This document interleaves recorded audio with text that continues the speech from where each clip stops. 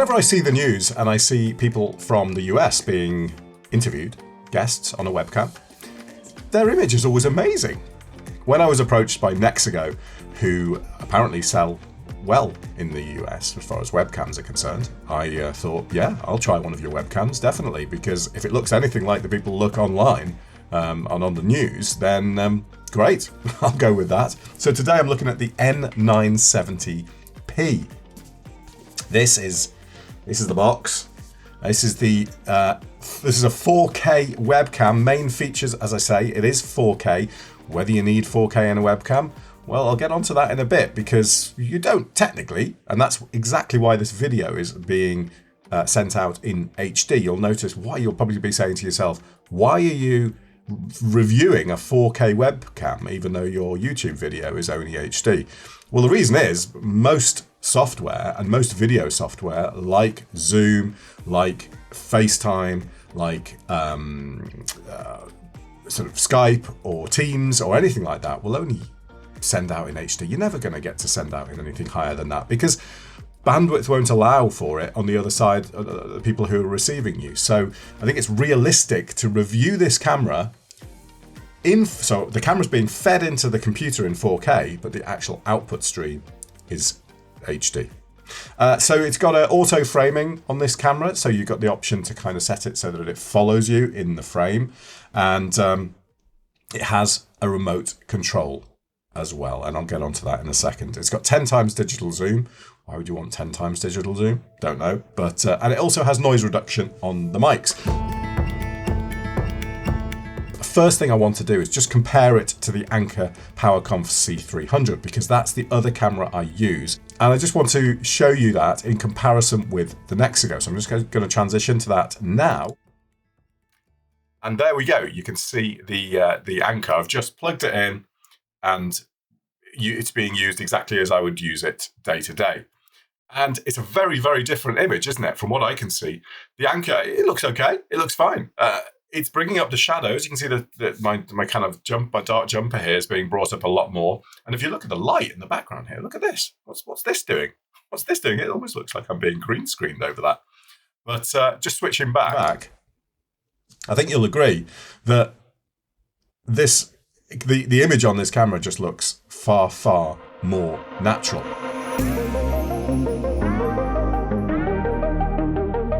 What I want to do right now, though, is I just want to compare this in different scenarios, because it's not really fair to say this camera looks great because I'm using a lit room here. I've got a nice light behind me. I've got a light here just to kind of fill the side of my face. I've got a light here. This isn't how people would use a webcam. So let's use it as you would a normal webcam. And the first thing we'll test is low light. I'm going to kill my lights here. So I'm going to kill that one. And I'm going to kill this one here. And so now we've just got my key light here, which that still looks all right, doesn't it? Well, maybe a touch on the dark side, but it looks okay. Okay, now we are really, really, really dark. And one thing you can notice now in the image, look at that. And this is something I've spotted on this camera in low light. We get this weird tracing effect. It turns out the ghosting is actually just caused by the noise reduction. And again, because you can tweak everything on this camera, you can turn that off. So let's go into the menu and do that right now. I don't want to, let's just go to noise reduction here. And you can see that I've got my 2D noise reduction off, which is fine. And now I can turn off my 3D noise reduction like that. And look, we've solved our ghosting problem. But let's increase the light a little bit and just bring some natural light into the room. I'm just going to bring up the blind, because it is daytime here, just because I block out all the light for the room that I'm filming in. Let's just bring in some natural daylight and see how much this improves things.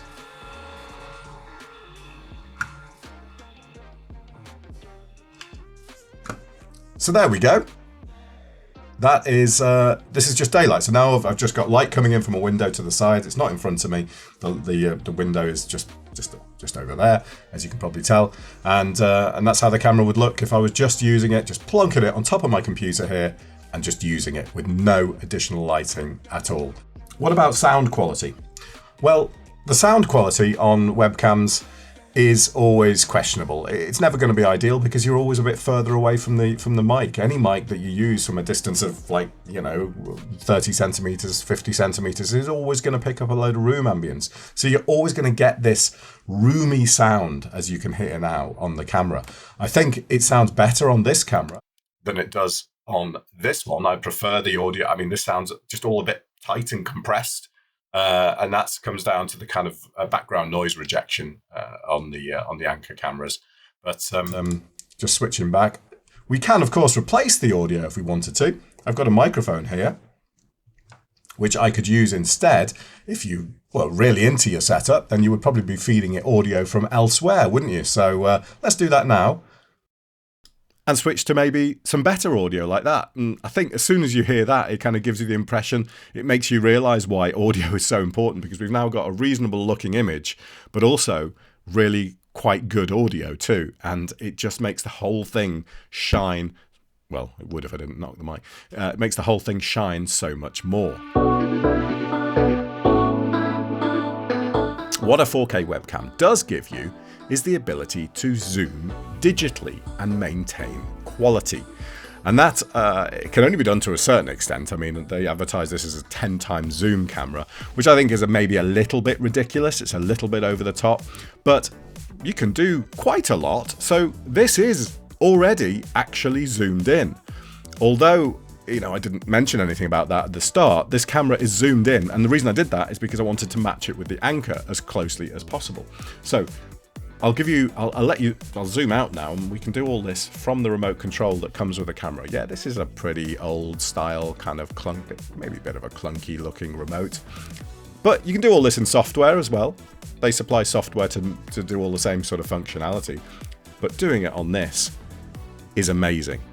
And the best thing, without doubt, about this camera, and the best thing for anyone out there who is a little bit more than just your average user of webcams, you will like this, I promise. And that is the fact that all the settings are stored in flash memory on the camera.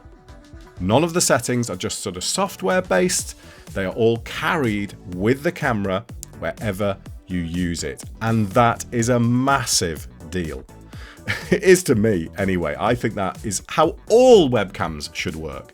Because the problem is, one of the big things that people complain about with webcams is that you plug them in and you set everything up in software as you want it, and then for some reason you go into it next time and it hasn't remembered the settings, or you have to have all this proprietary software installed. If you're using a webcam in an office, or you're using a webcam on a corporate laptop, you might not be able to install additional software. Well, that's where something like this comes into its own, because with the remote control and just the camera, you can change all the settings on the camera and it all gets stored to the camera. You don't have to have any software installed on the laptop at all. Okay, I think I've stressed that point enough. But anyway, I can just zoom out on this camera now, and we can see the full frame, and you can see my nice messy desk. Look, so this is the full width. This is as wide as the camera goes. It's a pretty good field of view. It's a Sony 8.5 megapixel sensor on this camera. So if it's made by Sony, you'd expect it to look pretty good, and might explain why the color is actually quite good on this. But see, to me, this is too wide, because if I'm in my room like this and I'm on a call, this is too wide. But the information that's being fed in, this is 4K. So it's coming out as HD. So I can zoom in. Well, I can zoom in how many times? Like 4 times or something like that before I start to lose optical quality. So let's do that. So I want to trim out all the mess on my desk there. I just want to, in fact, maybe I want to trim out the table entirely and the guitar case in the background there. So I just want to have it like that. But I can also use the remote control and pan up too. So I can just position it slightly different like that. And maybe I want it that close. I might do if I was on a call. I might want to have my head, probably wouldn't want it quite that big. So tell you what, let's just change it again. Let's just zoom out a little bit again. And maybe go a little bit further out and position it a bit further over this side. So I cut out some more of the table, and I might not be centered in the image, but I get rid of all the bits that I don't want. There we go. And if I want to store that as a preset, well, I can just press the set preset button and say 3, something like that. And you can see on the screen there, it's come up with set preset 3. So now, if I press 1, it takes me out to the full width, because that's what I'd set that preset as. But if I want to go back into that view, that preset view, so if I'm saying, right, okay, I'm now using this for work, and I don't want anyone to see all the garbage that's on my table here, I can just press 3. And now it takes me in to the exact position that it was previously. And it's all done from the remote control. So I talked about all the settings that you can manage from this remote control and from the camera itself. Let's go into those now. So I can just press menu on the remote control and we can see the settings. They'll come up on the screen here. So you want to set this up before you do your meeting or anything like that, because otherwise everybody's going to see these settings. But let's just quickly go through those for you. I'm not going to adjust everything, but I'll just quickly have a look through the menu so you can see what you can do. Image style. If you reset that image style, it does reset all your settings on the camera, so you probably want to just sort of leave that alone. Realistically, if you're happy setting up the camera as you like it yourself, then there's no real reason to change that. Then we've got on-screen display. You can flip it because sometimes you'll be looking at it the other way around, so you can say I want this to be flipped over, which is quite useful. And then we've got different USB modes, which you would have a standard just set to bulk. If you want to go back, you just press the menu button again, and that takes you back to there. We can adjust our exposure. So auto exposure compensation is on at the moment, and I've got it set to -3. So what that's doing, as a lot of webcams tend to maybe just a bit overexpose a little bit. And what this is doing is just saying, well, I actually want to just drop the exposure a bit from what you would normally pick for me, because I prefer it a little bit more on the darker side. And that might explain why the image is better, but that's something you can set on the camera if you want to. And then you've got background level correction, I think, and then you've got flicker set for 60 Hertz. You can set that for 60 or 50, depending on which country you're recording in at the time and what the sort of mains is set to. I set it to 60 because I find that it works better with some of my lights for some reason. I don't never quite understand why, but it does. And then we've got gain limit and DRC. I'm not even sure what that is. Let's go out and go into the next one so we can adjust color as well. And this is one of my favorite things on this, is that we can set the white balance. So the white balance can be done through various modes. You can have it just set to auto, but if you know the lighting environment you're going to be in, so let's say you're using this in an office, you know that all the time the lights you're going to have are probably going to be either daylight color, or you're going to have daylight itself from a window. So you can set this camera to a fixed white balance, something that you know looks good, and therefore you don't then have this kind of weird adjustment of the camera where it doesn't quite get it right or whatever.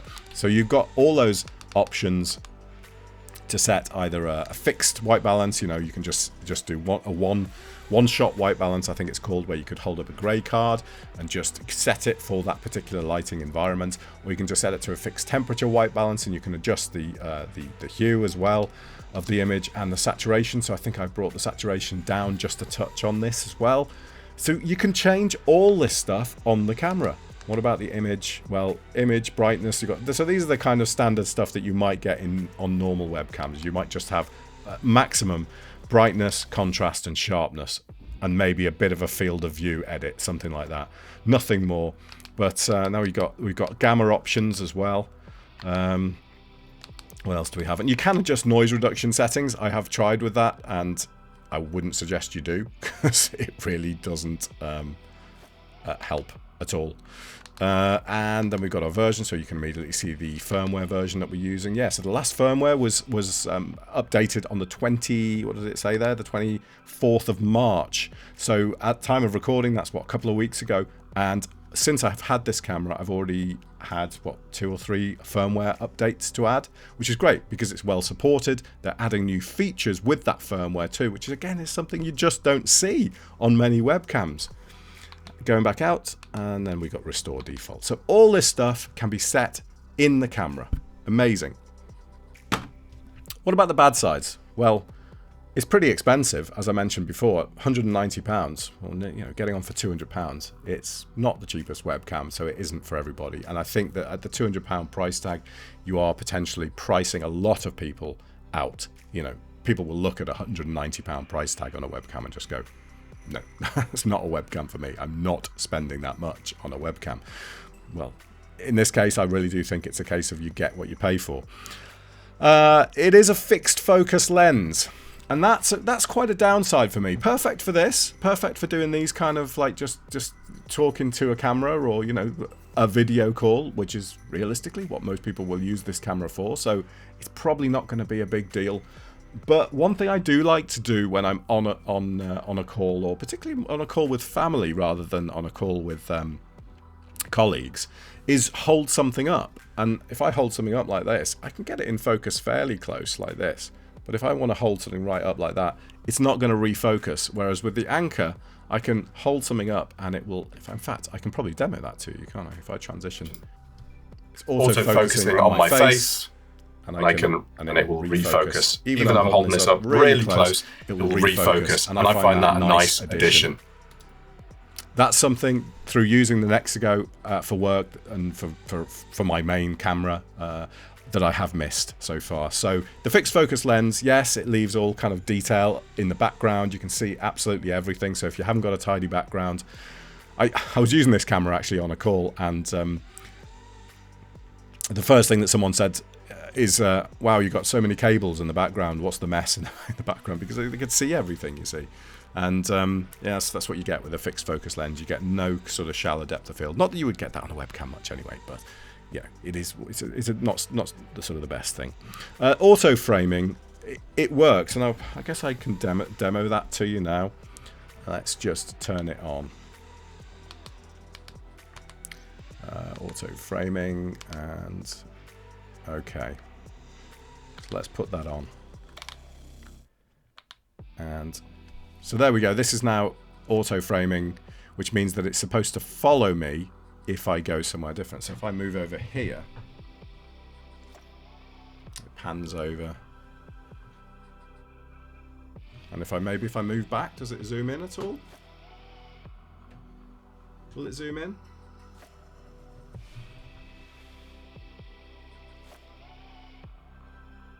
Yeah, it kind of works. It kind of works, but it's not great, is it? Like, it's not positioning the.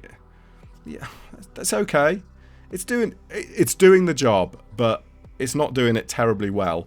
I find that it always positions it in a bit of a clumsy way, and maybe a bit too central in the frame. It doesn't seem to recognize the rule of thirds at all, and just doesn't do the best job.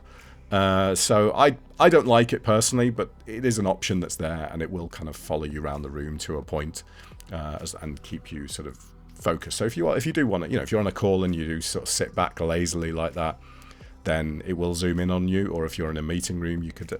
I just don't see that many occasions when it is truly useful. We've had people use this on work calls. In meeting rooms, and again, I just find it distracting more than anything else.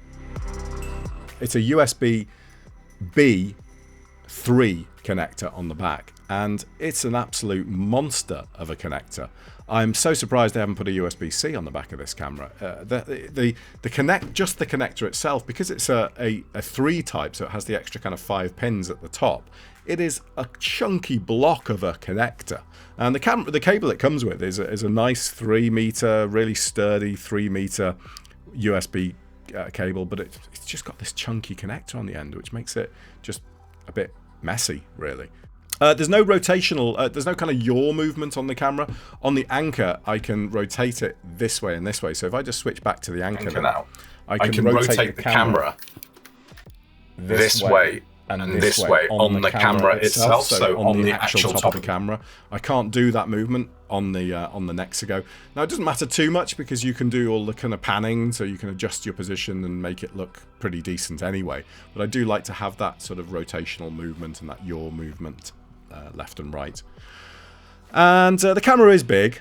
It's definitely bigger than your average webcam, probably twice the size of your average webcam. It's also quite deep too, so if you've got your monitor right up, a slim monitor right up against the wall, it's going to add like this much sort of size, because you've got the camera, which is about this deep, and then you've got the connector, which is, so you're adding a good sort of maybe nearly 6 inches or 4 to 6 inches onto the 10 what's that, about 20 centimeters onto the back of your monitor and your setup. 10 times zoom. When are you ever going to use that? They advertise that as a feature, but I'll show you 10 times zoom now, and you can decide whether you'd use it or not. Maybe you would if you were sat further back. Let's just zoom in. So there we go. That's how far I can go in with this camera, and we're now talking about major digital zoom. How does this look if I'm sat a bit further back though? I'm going to switch to the webcam mics now, because they're designed to pick up audio from further away. So I'm sat like a couple of meters from the mic now. I can't find it. So how does this actually look? I'm sat a bit further back like that.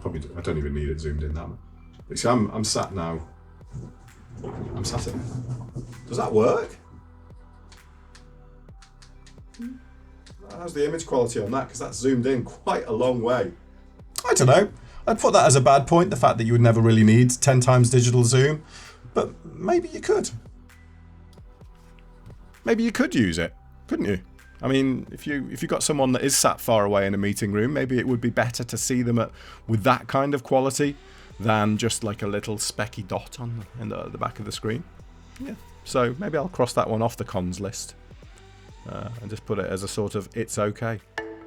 But overall, as a webcam, I'm massively impressed. It is expensive, but it is a lot of webcam. So if you've got the cash and you've got the budget for it, this is a perfect webcam for businesses. It's a perfect webcam to put in an office and leave in an office. So it's maybe not the perfect webcam for transporting around everywhere, but if you've got a home setup that you use for working from home, it's perfect for that too. It's got a lot going for it, with the fact that it can adjust happily between all resolutions, so you don't need to run it at 4K. It's not going to like hammer the CPU of your computer just because it's running at 4K. It will adjust accordingly and only push out the resolution it needs to. So there you go, a look at the Nexigo N970P. Hope you enjoyed this this review, most of which was recorded on the camera itself. And I will catch you soon. I'll put links to the products in the description if you would like to support the channel. Use those links to take a look at the product on Amazon. But thanks for watching. Any questions, put them down in the comments. If I can answer them, I will always try and answer them within about 24 hours or so. If I can't answer them, I do just leave them. But if I can, I'll get back to you as soon as I can. Thanks for watching. See you soon.